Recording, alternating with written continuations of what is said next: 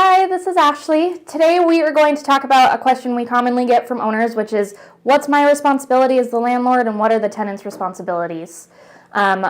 Big things that owners often ask me about are, what's my responsibility as far as yard care goes or providing utilities for the tenants? There's not really a good answer. Really, it's whatever works best for you and your budget. With yard care, if you want to hire someone and provide the yard care, that's great. If you want to make it the tenant's responsibility, that's great. It's whatever works best for you. With the utilities, those do kind of vary a little bit. We like to make sure that our tenants are responsible for, at the very least, their gas and electricity, and then depending on the type of dwelling that they are renting will dictate whether or not they're going to be responsible for their water, their sewer, and their trash. Sometimes we offer the option of charging back a set fee or charging them back the full amount that's invoiced to us from the service company. It really, again, just depends on what works best for you and your property. Depending on the type of property that you have, that's something you're going to want to talk to your property manager about. Depending on what works best for you, you can always include that in the rental price. You can include it as a set fee. You can include it with the full amount of the rent. We always suggest making sure you set up those guidelines with your tenant so that they are clear and you both understand who's responsible for what.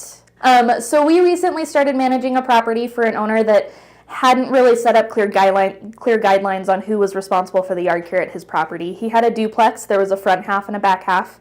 He never really established it with the tenants on who was responsible for what. So when he came into town and saw that his yard was a mess, he was understandably very upset about it.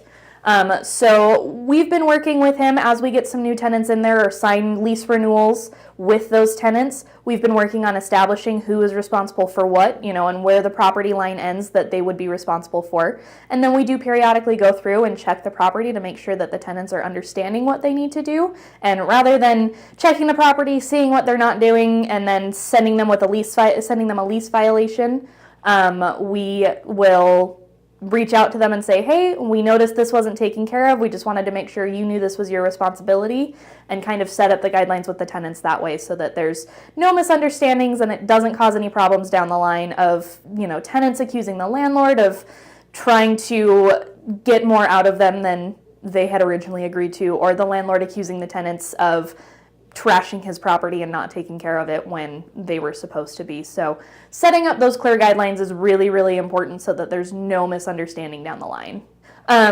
If you have any questions about what works best for your type of property in regards to yard care, utilities, tenant wear and tear, please feel free to give us a call or email us. We would love to chat with you about that.